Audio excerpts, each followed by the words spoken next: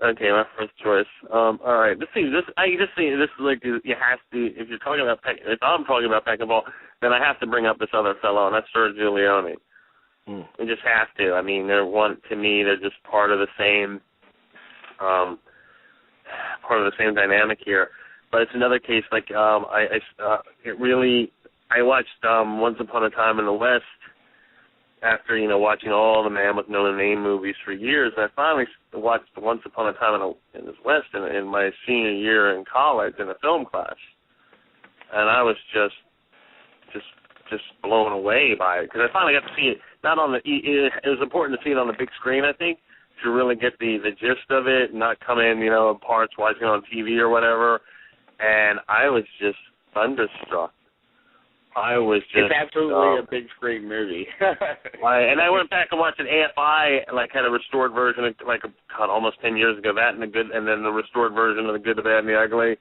And just watching those on the big screen, and especially The Good, the Bad, and the Ugly, seeing that great, the cemetery scene and all those wonderful sequences. But going back to Once Upon a Time in the West, that is, to me, like the Wild Bunch is like the other part of the equation about it's very mythic, very epic. Yeah. And it's timeless because I don't know if there really is because there's a great sequence where none of the clocks in the film have hands. There's a lot of potent symbolism in the movie, but there's a scene where the clock has no hands, and it almost to me signifies that there's no. This is like just, it's almost like a dream almost, but I think the way the story unfolds, you have just see Charles Bronson, what I think is his greatest role. I would have to say harmonica is his best role, hands down. And it's this whole path, this elaborate path towards revenge, and it's just beautifully executed. Everything is really thought out in this movie, and what's interesting is, and then we have to go, you can't talk about Leone without, you have to talk about Morricone, because an essential part of all his movies is Ennio Morricone soundtrack, and they would do the music before actually they would even start shooting anything. They would come up with the motifs and everything for each character and everything, and oh my God! Well, yeah, and so he played the music on set. Yeah, and it's just the movie. This movie, and this was like one of the two, Leone movies that this and Once Upon a Time in America that were butchered in their initial releases, and they were better received over in Europe than they were here. And it took forever, years before we get. We still have another version of Once Upon a Time in America coming, and but going back to the West. I was understood. It's so involving, so engrossing, and it's a larger than life canvas. He's a fascinating figure, and I've read a lot of books about him. As with Peckinpah, I've read a lot of books, but all these guys that I've mentioned so far, and there are hundreds of them, I'll say. But it really, God, wouldn't you just love to be a fly on the wall during the making of these movies? I mean, just fascinating. And I don't know you still see it obviously today, and there are some movies obviously that definitely are you would want to definitely be part of, but these are just like seem otherworldly. And what I like about Leone is, he gets the bum rap that A Fistful of Dollars is a ripoff of Yojimbo, so much so that he got sued by Kurosawa. There's a lawsuit and everything. He thought he was getting a fan letter from Kurosawa, and then a guy in the studio had to explain, no, this guy suing you. This is a lawsuit. This is not a fan letter. Kurosawa suing you. I don't think that his reputation has been besmirched by that one iota. No. No, his reputation has grown. So let me tell you a little story. When Robert Rodriguez was promoting El Mariachi, he was interviewed in the Post, and he openly admitted that, I'm a huge fan of Sergio Leone, and the guy interviewing him was like, really? You own up to that? You like those films? And he was like, yeah. And I think it starts with these younger guys who are like who were really influenced by him, I think Leone in the 90s got this huge resurgence. Not that he didn't have it, let's be very honest. Among film buffs, we always loved him, I think. You see that. I mean, look, Peckinpah loved him. Peckinpah loved Sergio Leone. And Eastwood, obviously. Eastwood learned so much from him. In fact, so let me ask you this. He had dreamt of making Once Upon a Time in America for many, many years before he finally got the opportunity to do so. But he was one of the first directors offered The Godfather. That's right. And he turned it down because he knew he wanted to do Once Upon a Time in America. What do you think his Godfather would have looked like? Well, we know it had. Well, first of all, we know who would be doing the music. That's one thing. I think his Godfather, it would be a very different movie. Even though it would be, it wouldn't be anything like Coppola's. Coppola's is a very unique. What Coppola brings to the Godfather was, first of all, he didn't. Puzo wrote a script where he made it all contemporary of the time. Or that was one draft that was floating around. It took place in the 60s, and there were a lot of drugs and hippies and all that. And Coppola's like, no, this is not going to work. Let's do it. Let's stick to the book. But he did it in such a way that, was just genius. I think Leone's version was obviously a very Italian movie. I don't know if it would be very intricate. It would be very long. I mean, maybe just as longer than Coppola's. And I think it would be butchered in the editing process. I think the studio would Paramount would have taken it away from him. But his casting would have been interesting. I personally think that if he had done The Godfather would be less footed in the real world. Because The Godfather is very much a movie that has its foot in the real world, and it would also it would be, instead of that, it would be a little bit more dreamy. But do you think think that about Coppola's Godfather? It's in the real world? Well, I mean, I think that it's in the real world. Let's just say that it's in the real world in terms of how the movies see the real world. Let's put it that way. I got you. Okay. But what I'm saying is that it would be a slightly more.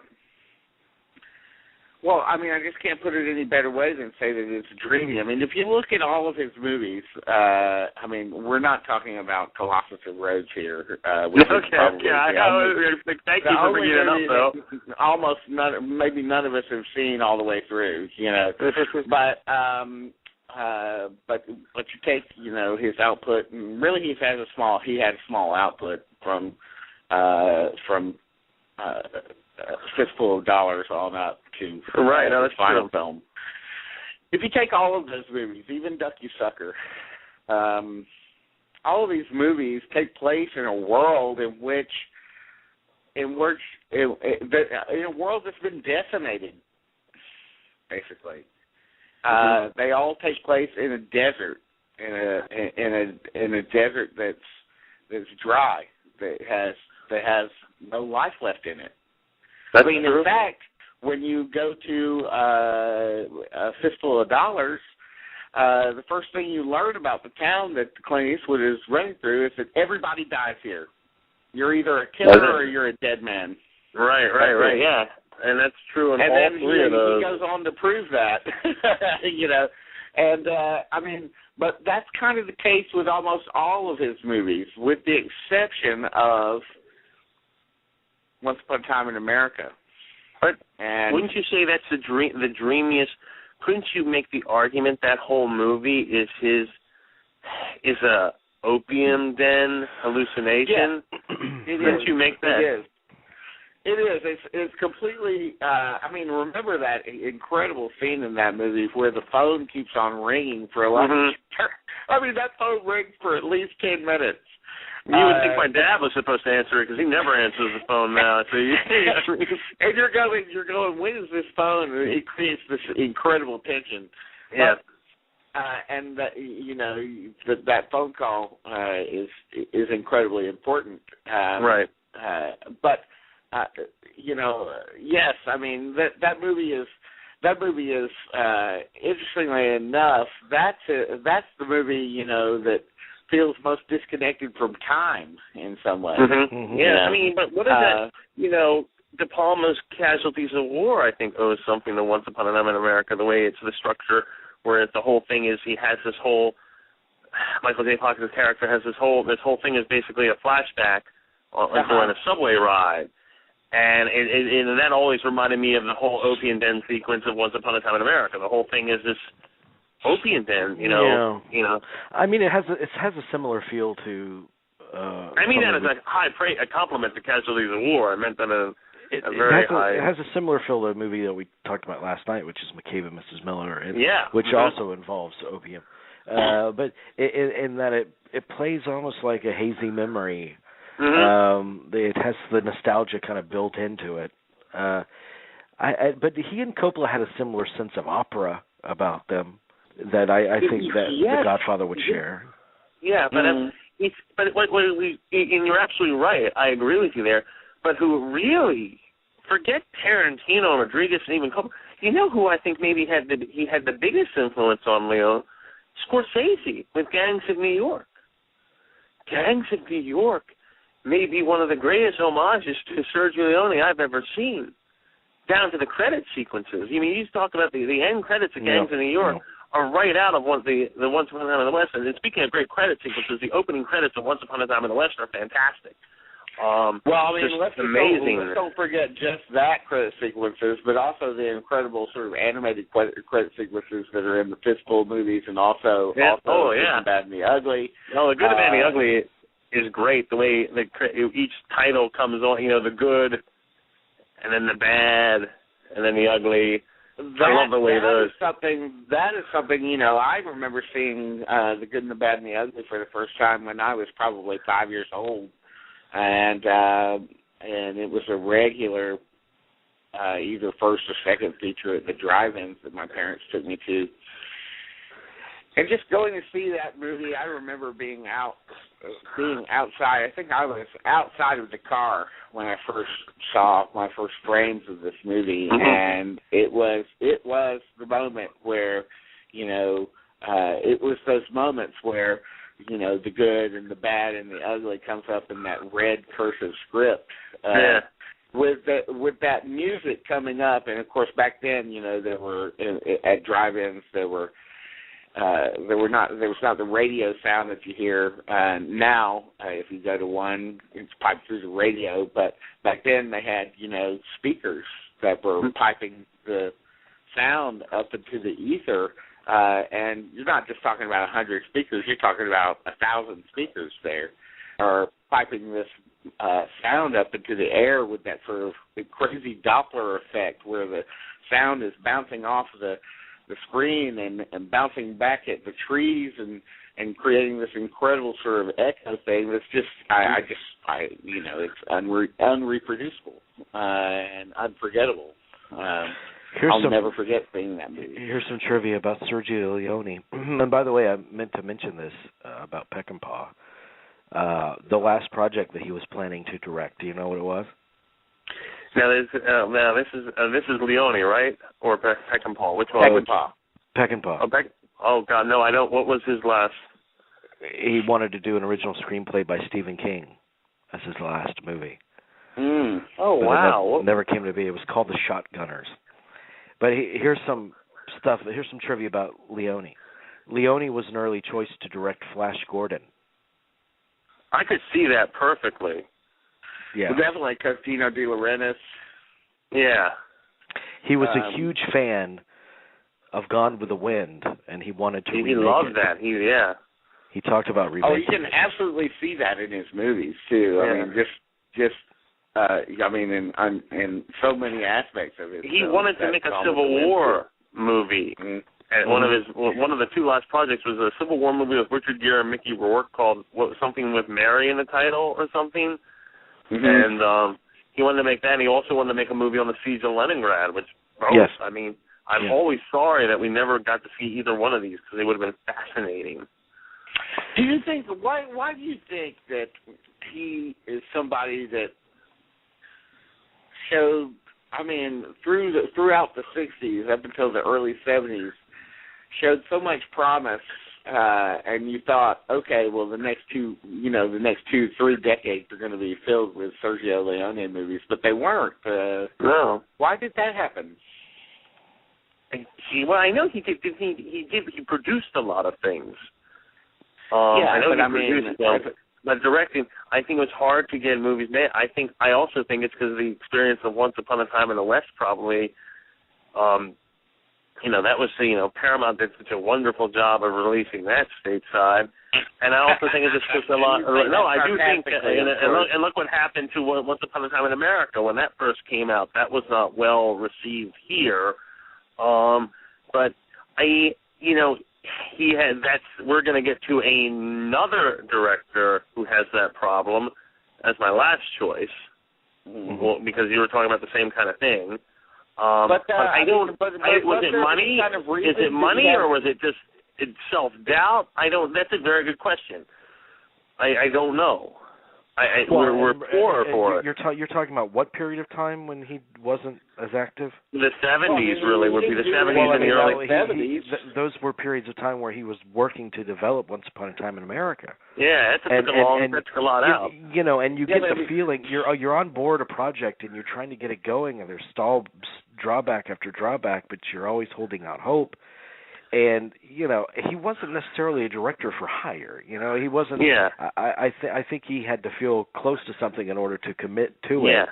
And those projects, I guess, did not come to him, and he might have thought, I can't commit to another project because this one might start going. And all of a sudden, years pass. It's just a shame because like we look at, let's just take Scorsese for example. Scorsese would never let anything like that stand in his way. He would just go and barrel right on forward. Scorsese from the very beginning, he started out making the Who's That Knocking on My Door and Mean Streets, very personal visions, but then he went right into Alice Doesn't Live Here Anymore, which was someone else's screenplay and a different kind of environment to which he had never explored before. So he was always open to different avenues and working with screenplays that weren't necessarily close to his personal experience. And he's a director. He's kind of. He develops his own projects, but people come to him with projects all the time, and he's of a mindset that I'd like to explore that world and do that kind of movie. And it's just a shame to me that somebody like Leone could lie fallow for an entire decade. But look at someone like Kubrick. Really a decade and a half. Yeah. Yeah.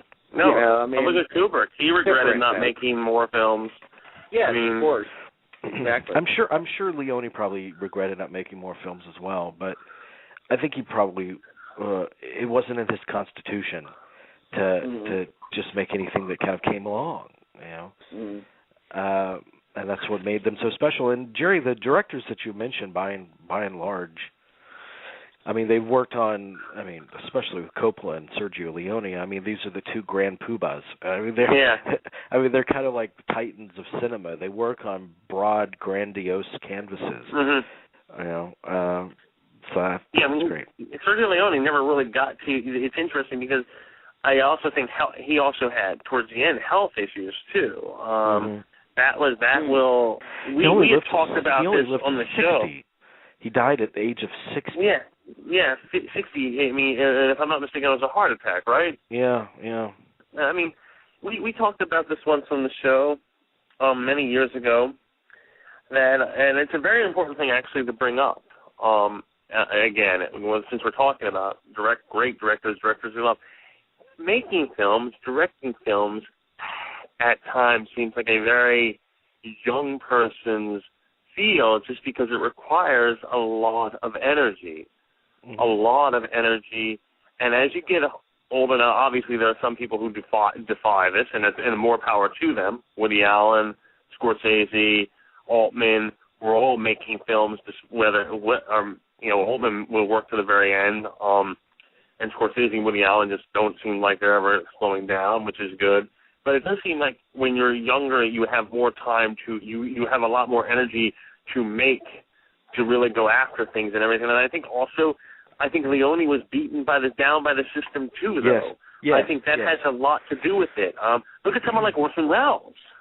Exactly who I was thinking of. Yeah. And Orson Welles regretted even going into the film business. I mean, it was like, who would want to do this? It's torture. But I remember talking about that. It was a very interesting conversation we had a couple of years ago, because it does seem like, as you get older, it's harder and harder, especially if you're having trouble, if you're having trouble getting financing, which seems to be a huge problem, bigger problem today than ever, and distribution, that sort of thing. It does seem like it works against you, and if you have health problems, it's not always. It doesn't help.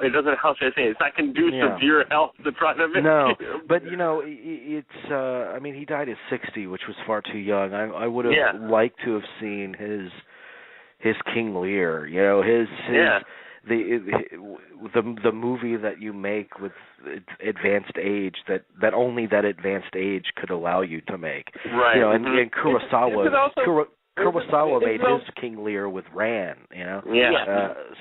That's I'd like to see that, but I'm sure Once Upon a Time in America took a lot out of him, and at that stage in his career when, Sergio Leone is legend, you can't make as indelible a mark on cinema as he had at that time, to suffer a drawback and a betrayal like what happened on Once Upon a Time in America, it had to have been completely deflating. Oh yeah. Mm-hmm. Is it also possible too that he was maybe the right man at the wrong time, because he was somebody who was primarily known for westerns, and in the 70s the western was dying. That's a big possibility. And I also have to say this, and I don't mean this as a slam to Leone, who I love, but I feel like there's something about the spaghetti western that sort of put the nail in the coffin for the western in some ways, because after the spaghetti western, after his spaghetti westerns in the 60s, it seemed like the traditional western seemed silly. Mm-hmm. There's some truth to that. There is a lot of truth. That the western was inherently, I think he sort of made the western inherently sort of weird and dreamy, and then when you came back and tried to put Burt Lancaster and Valdez is Coming or something like that, everybody said, "What? I'm not watching this. This is ridiculous. This is not what a western is supposed to be." But that's actually a good movie, though, based on a good book, I know, too. But I know. But you're right. It's a good movie, and it's interesting. Remember when Pale Rider and Silverado came out in the summer of '85? Everyone was like, the western's coming back, and no, it didn't. It didn't come back, and it wasn't really until Unforgiven, really, that you saw. You saw a resurgence, but it still hasn't come back. Yeah. You have a resurgence, but you do see we have like things like we have westerns that are made overseas, though, is the big thing that's happened. The Proposition or Django Western or things or smaller independent. We have seen some very interesting westerns on a smaller scale or even a bigger scale. Open Range or Dance of the Wolves would certainly be considered westerns, and a revision. And you see reimaginings of westerns. I mean, you see a lot of gangster movies that claim that we're really a western. Yeah, or like what's the movies? Cop movies. Yeah. But there's the one that with Billy Bob Thornton, South of Heaven, West of Hell, or something that came out at the turn of the century. Do you remember that with Dwight Yoakam, Billy Bob Thornton, and very minor movie. I'm just saying that so you have movies like that. You have these westerns like that on the indie scale. The Three Burials of Melquiades Estrada. Yeah, exactly. Mm-hmm. Yeah. Things of that nature.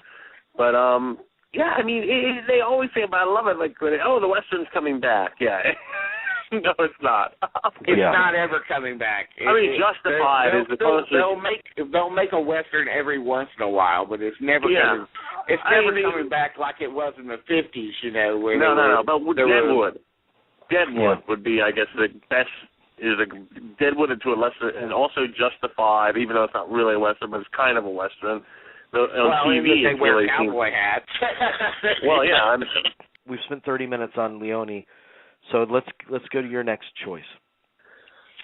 Okay. Well, as you know, I really struggled with this list, and I tried to. I'm just gonna go forth and just say a lot of the directors that we've picked are incredible personalities.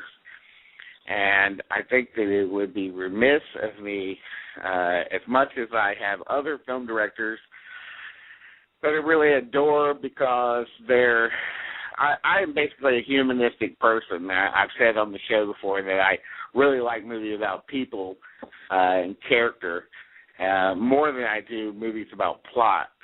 But that said, the next director that I'm going to pick is, well, it's all about people, but he's also all about plot, and that's Alfred Hitchcock. I can say, first of all, that when you think of a person in a director's chair, that person sitting in the director's chair is Alfred Hitchcock. Mm-hmm. Yeah. He is the epitomization of what it means to be a director. What does it mean to be a director? Well, it means that every frame that is put up on screen has your imprint on it.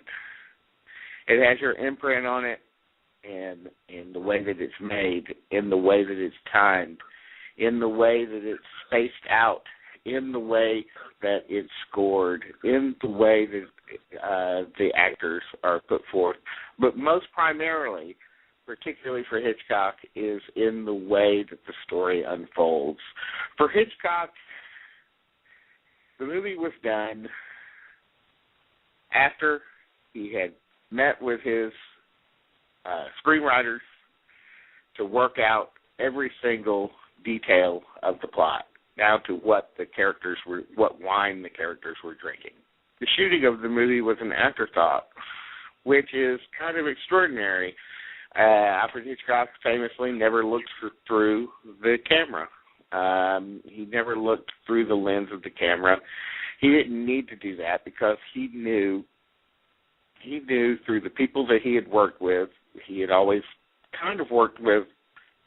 Of course, he had a 60-year-long career, so of course he couldn't work with the same people all throughout his career. I mean, this is a man that did great movies in the 20s, great silent movies, things like Murder and Blackmail, then into the 30s in the British film industry, just like in the 20s in the British film industry with things like The Lady Vanishes and the 39 Steps, then over into the 40s when he moves over to Hollywood and does Lifeboat and Rebecca, Notorious and Suspicion, Foreign Correspondent, and his favorite of all of his movies, Shadow of a Doubt.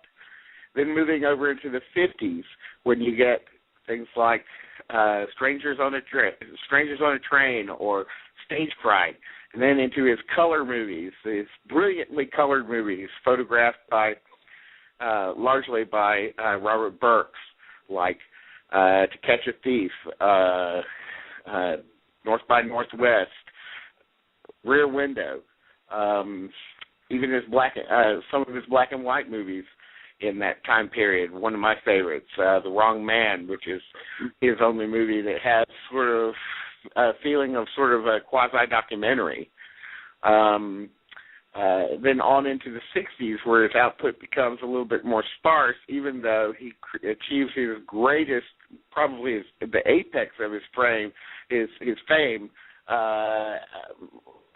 with Psycho, which we should remember, Psycho is really an outgrowth of the thing that made him the most famous, which was not his movies. It was his television show that he did. He was a television personality. that's what made him the most famous film director, just famous by sight. I mean, like, I guarantee you, if you took a picture right now of Steven Spielberg, theoretically the most famous film director on the earth right now, if you took a picture of Steven Spielberg to a small village in India, they would not know who that was. But if you took a picture of Alfred Hitchcock, even today, to that same small village, they would know who that guy is. You know why? I'll try that tomorrow. But I'm going tomorrow. Mine is tonight. Small village in India. What are you talking? What I'm saying is, he is the most famous film director. I agree with you. I mean, he is known by black silhouette profile. I mean, that is the iconic Hitchcock image. Yeah. I mean, he was a storyboardist. He storyboarded all of his movies. That famous Hitchcock, that 13-line silhouette, that famous Hitchcock logo that we all know. Well, that comes from him. That's the way he used to sign his autographs with that thing. So he has an incredible visual sense. He has an incredible sense of how to build a story, how to build suspense, how to build a sort of an amity with his characters. And yes, he didn't always have the greatest. He might not have always had the greatest respect for his actors, whom he saw as tools. But at the same time, he knew how to get the best out of them, and they respected that. What I find fascinating about Hitchcock is that throughout his career, into the 60s and even into the 70s with things like Frenzy, I think basically if you know his movies, you know the man. You know what scared him. You know his faults, foibles, his desires, his tastes in the finer things in life, his taste in women. It's all of these things together. I mean, I'm not talking about specific movies here. I'm really talking specifically about the man and his movies together. This is why, for me, he deserves to be on the list. Even though I have other filmmakers that are slightly closer to my heart and sort of a, just like I would just love to be friends with these guys or whatever. Yeah, exactly. We're actually next week I record a show on Hitchcock because it's going to be part of our Halloween series. So I'm excited to have that conversation. But Tony Macklin's coming back, and that's what we're talking about. Awesome. Hitch. But I mean, here's the complaint about him, that he would plan his film so much that they felt a little too tightly controlled, almost like he made them, and then he made the movie, and then all that was left is he had to go out and shoot it. Right. But I think that he, for the large extent of his career, he worked in a genre that benefited from that kind of tight control. He knew suspense. He knew how to pull the strings. And he was, just as you said, one of the first and most indelible personalities. And yet his personality was part of the DNA of what people loved about his films. His personality did not overpower his films. I don't know. I mean, when you look at something like, I'll go back to The Wrong Man. The Wrong Man is a great movie. And, if you haven't seen The Wrong Man, which is a lesser-known film of his, it really shows, he famously, got his sort of I don't know, sort of his predilection for suspense and movies about law and order and so forth, and the breaking of law and order through a childhood experience he had where his father he had done something wrong. The young Hitchcock had done something that had displeased his father. And his father said, "Well, I'm gonna teach him a lesson, and I'm going to get my friend, the policeman, to come and get him and take him to jail. And he's going to have to spend the night in jail." Well, this had a devastating effect on Hitchcock. It was something that obviously stayed with him. And when you take a look at something like The Wrong Man, and you see what Henry Fonda in that movie, he was an innocent man. He's a guy it's based on a true story.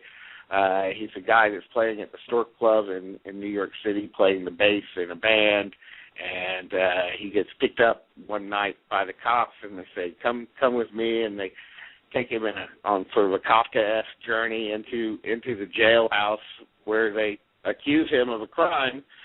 And even though it's pretty obvious that he didn't do it, that he's a man on the up and up, there's a series of happenstances that occur that convince them that they've got the right man, and they put him in jail. That moment where that jail door slams on Henry Fonda, and all you see is his eyes through that slot, is the moment where you absolutely understand Alfred Hitchcock. You absolutely get it, and that's like that is just like a key moment for me. But there's so many other key moments. I mean, just his sense of humor, sort of that sense of dry gallows humor that he had, which he displayed on the television show so much in his hosting segments for these shows. Of course, he directed some of those episodes as well with Alfred Hitchcock Presents, which ran for 10 years. Yeah. When you see him in interviews, you can still see interviews with him on YouTube. I did a story, sort of a commemorative story on Filmicability about Alfred Hitchcock on his birthday last year. And I included not clips from his movies, but just clips of him being interviewed for French television, from Dick Cavett and Tom Snyder, and the infamous Tom Snyder interview. And where Tom Snyder actually makes a mistake of asking Hitchcock or telling Hitchcock, many people don't think you're funny, like you don't have a sense of humor. You're like, really? I mean, that's, if you ever see any promotional trailer of Hitchcock or see him anywhere, I mean, his droll sense of humor is unmistakable. Mm-hmm. It is, and it is funny. It is funny. I think he taught people. I think he changed cinema in so many ways. In that way of finding the funny in the dark, which we see in Lynch all of the time, or Psycho changed cinema in a very key way, in which, very much like what Preminger and Saul Bass did back in the 50s, with sort of convincing people to arrive on time at the theater to see the full thing. Psycho really changed things because, even the ad campaign for Psycho said no one will be admitted after the first 10 minutes of this movie. So, you're not coming in and sitting through the rest of the movie and staying to see the beginning of it. You can't do that. And this changed. Yeah. Plus it was part and parcel with Hitchcock the Showman. I mean, and William Castle is like a similar figure in that way. I mean, he was a well-known filmmaker, but he was maybe even better known as a showman, and how ingenious he was in the marketing of his movies. But we're about to reach a Hitchcock renaissance as well, because the box set comes out in a couple of weeks. 15 titles on Blu-ray, many for the first time.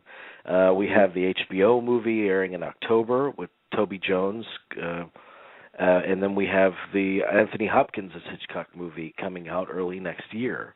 So we got Hitchcock in the bloodstream for a while now. Mm-hmm. Yeah, and deservedly so. You know, deservedly so. Yeah. So yeah, he's a cultural icon. I mean, two movies made about him within months of each other. It's and I just saw the trailer to that movie, The Girl, the feature. I saw that too. Yeah, the long version of the trailer. And Toby Jones has the voice, right? It's going to be an interesting movie.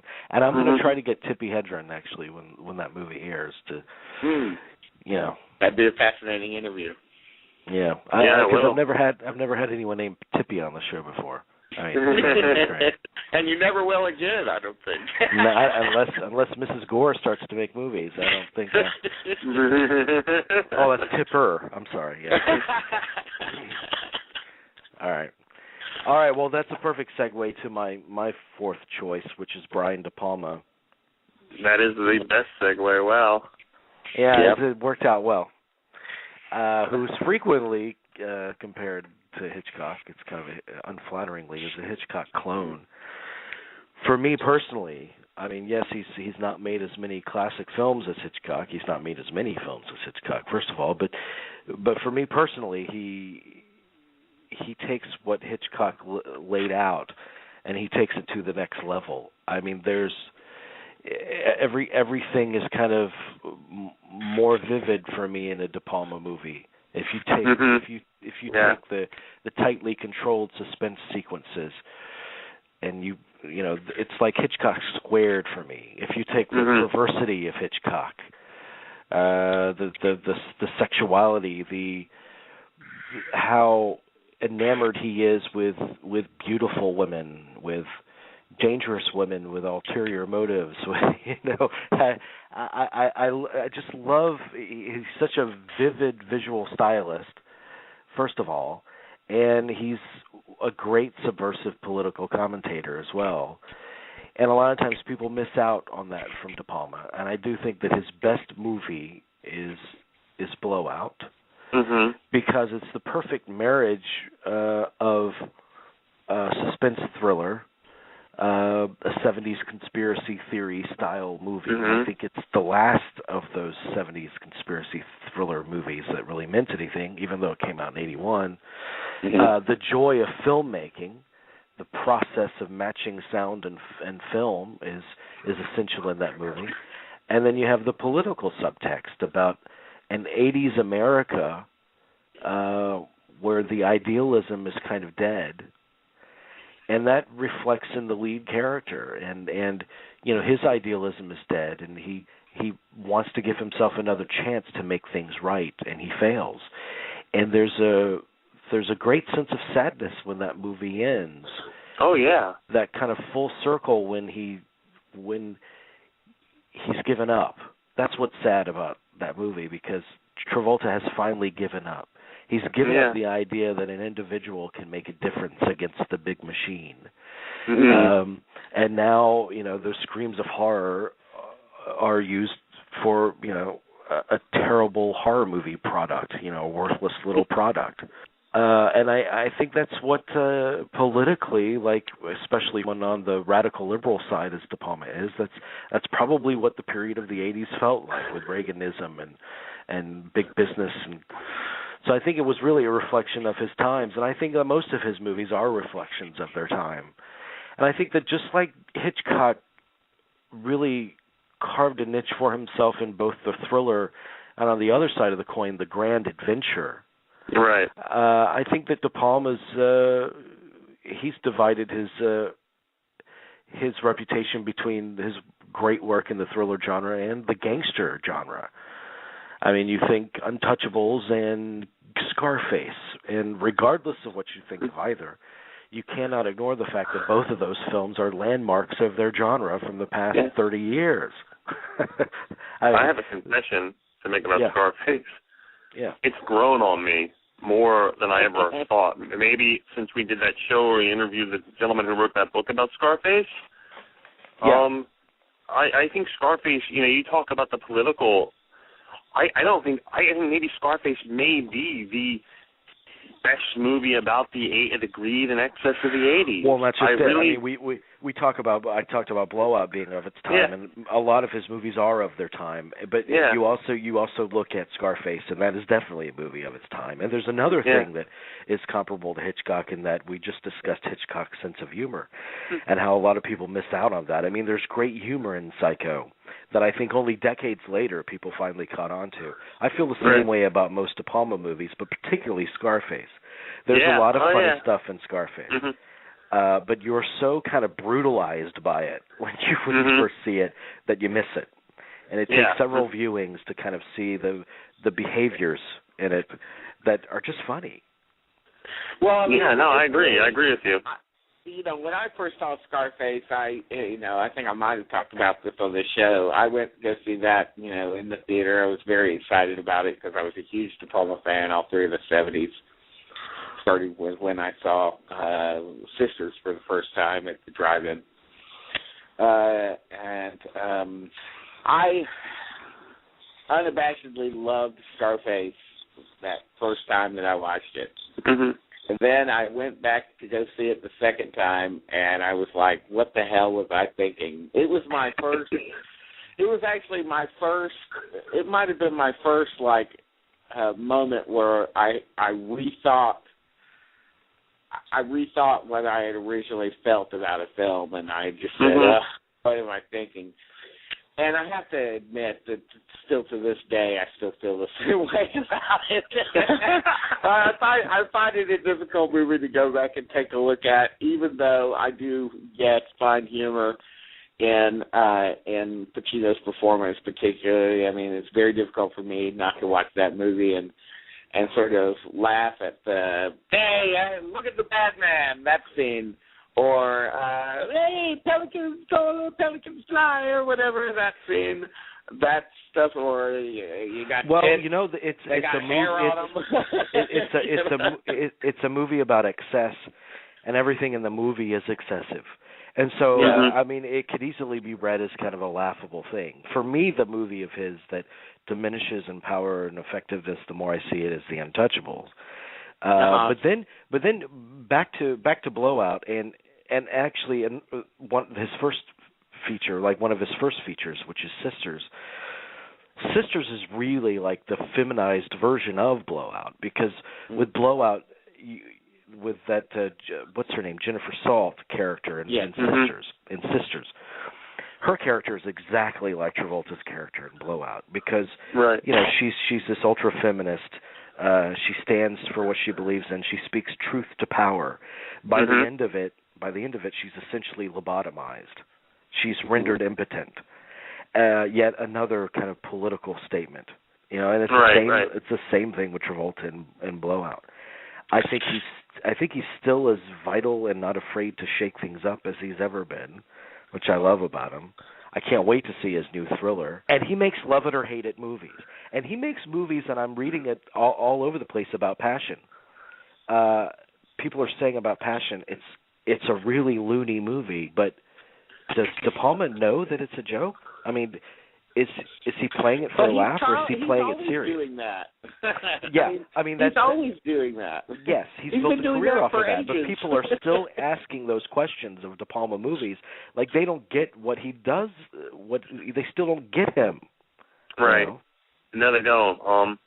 But he still makes fascinating movies. Like I like Femme Fatale. I think that was the last thing I saw by him that I really got into. But even something that doesn't work, like The Black Dahlia, I think has moments of genius in it and moments of lunacy that are just so exhilarating that I can't take my eyes off it. Well, and he was interviewed about the remake of Carrie. And he said, I spoke to Kimberly Pierce, and I've been around Kimberly Pierce in the past, and he says, I think it's a fascinating project, and I think I'm so glad they're doing it. And he said, I saw that first image of Chloe Moretz covered in blood, and he said that looked pretty damn good. I mean, he's excited. He's excited and supportive of the remake of Carrie. Yeah, I think it's a great thing. Personally, I think that his most unduly criticized film is Mission to Mars. and I criticized it without even seeing it. I was like, "Oh, that's going to be incredibly lame," because I bought the press on it, you know. And then I watched it, and there's some the majesty of just being in outer space. All the space movies, all the Mars movies, all of those movies, that's an element that's kind of missing. But you really feel it. I mean, you feel these people that are so excited to be on this mission and living in outer space. And there's this, and it's a Disney movie about evolution. Mhm. I mean, it's a PG-rated movie, which in itself is incredibly brave and radical. And a great Ennio Morricone score too. Yeah, and there's the haunting. There's one of those classic haunting, almost to the poetic way, scenes in Mission to Mars, with the death of Tim Robbins. Oh yeah, definitely, yeah. Where she lets him go. That's the moment that I remember most out of that movie. Yeah, in mid-space, and he kind of disintegrates. Beautiful and horrific and poetic at the same time. Yeah, when we did our tribute show to De Palma, I think I went out and bought all the ones I didn't have on DVD. I mean, I bought a lot of De Palma DVDs because I wanted to watch everything before we did our tribute show. And, I mean, even at his worst, he's still fascinating. There's just something about him that you just get fascinated. You get excited. I mean, let's be very honest. We're all excited that there's a new De Palma film coming out. Yeah, I mean, especially one in this genre, you know? Yeah, I mean, I do think Blowout is his masterpiece.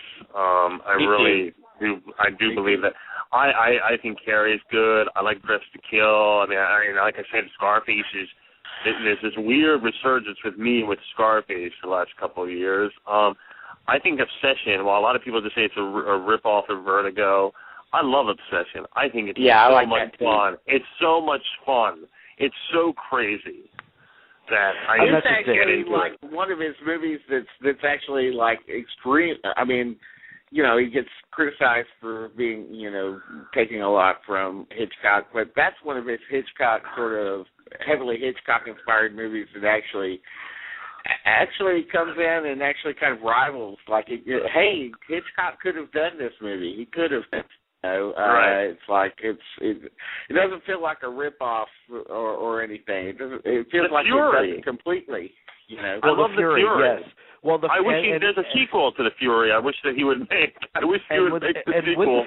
With the Fury, I mean, there's the Fury and there's Raising Cain.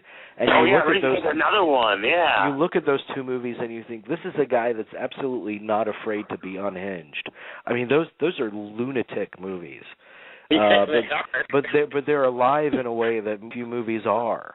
I mean, they make you stand at attention, and yet he's extremely adept at making the big budget Hollywood movies. I mean, Mission Impossible is a supremely well directed movie, and it's right up Brian De Palma's wheelhouse. I mean, it's the perfect material for him to kind of explore. Snake Eyes, like the opening, the tracking shot. The opening is a brilliant De Palma sequence. I mean, there's a lot of great things, and even though, like the lesser films, I think there's just so much to marvel and admire. It's something that's been thrown against David Lynch, and some of us have thrown it against him. That Lynch is just, you know, he's aping himself at a certain point. He's doing his version. He's doing a very self-conscious Lynchian film. He's trying to out-Lynch himself. And I think that De Palma is actually brave enough to cop to that at times, and quite openly ape himself. I mean, there's scenes in, well, first of all, The Fury.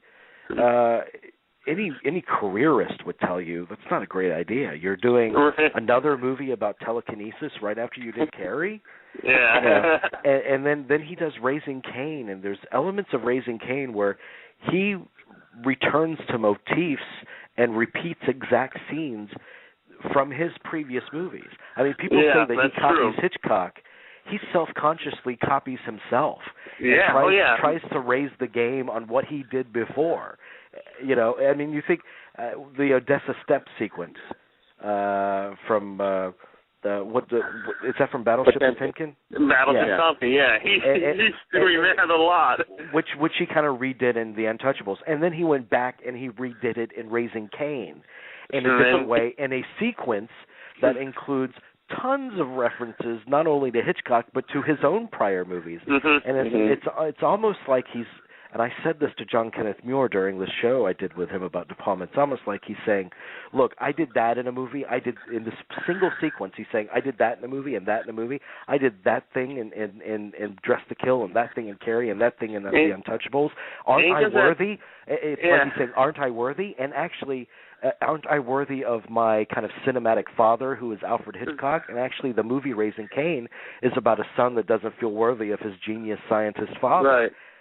So it's all tied into thematics with him, with the themes of these movies. His style is directly collaborative with his themes. It's always motivated, I feel. Oh, always, yeah. Me personally, just as I've said, all throughout the 70s, I was up for an entire decade, basically. I was a huge De Palma fan. But then somewhere in the 80s, around Body Double and so forth, I think it was Body Double where my or maybe even Scarface actually, where my feelings began to change and I still have very much affection for a lot that he's done, and particularly in the latter part of his career with Femme Fatale, which I really do feel is a return to form. But I get joys out of things like certain joys out of things like Raising Cain, which was a movie, by the way, when I first saw it that I immediately got the humor in it. I mean, I think it's an extremely funny movie, and I think it's meant to be funny. But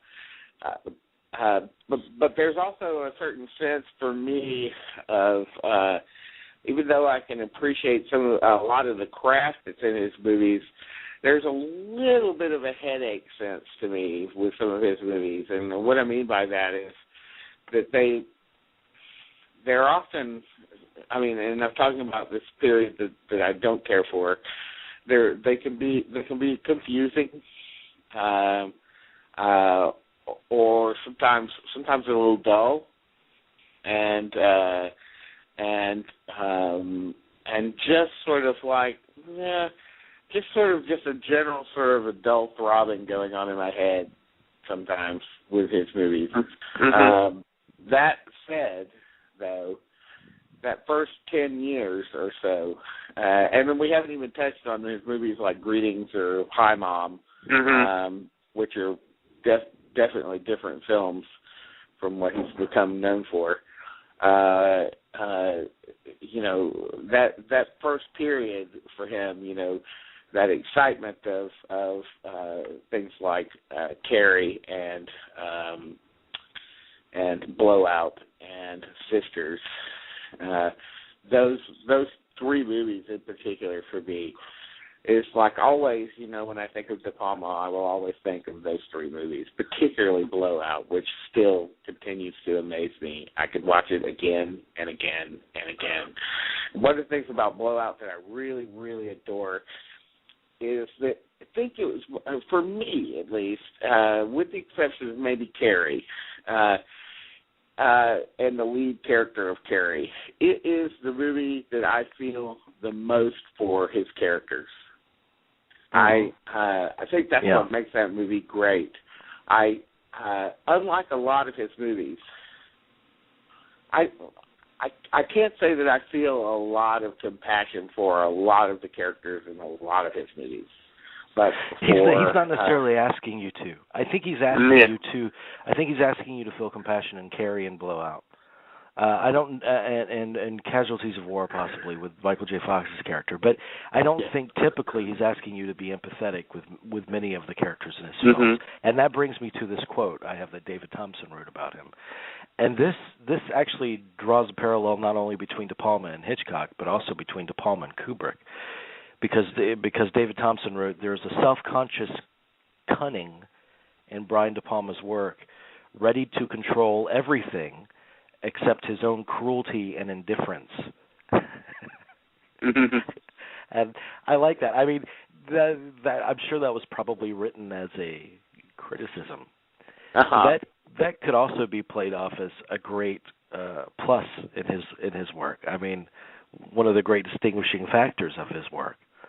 This is interesting. As I'm getting older, the attraction of violence in movies is lessening. I find violence in movies to be increasingly repulsive, and I find myself wishing for just normal little movies about normal little people. Yeah, but there are directors that want to make movies that involve violence, that if not say something about violence, which certainly Casualties of War and for whatever its faults redacted, they certainly say something about violence. I think look at Dario Argento. I mean, you cannot, and I put him in a De Palma class as well, you can't look at his scenes of violence and feel that they're at all copying the violence you see from other films. Mm-hmm. I mean, they find something in the violence that brings out the greatest thing about film. I mean, the very nature of film itself. There's an extreme expressionistic quality to it. And I don't think that it's geared to make you feel the violence, like you said before. You want to feel the pain of the violence, and it almost like it makes you see it in a very operatic kind of perversely beautiful way, violence. And I think that's just a very unique way of seeing the world. I watch Brian De Palma movies because they're intoxicating to me. I don't see them to be as invested in character and uplifted by story as I do other films. It's just he's just in a different kind of class for me.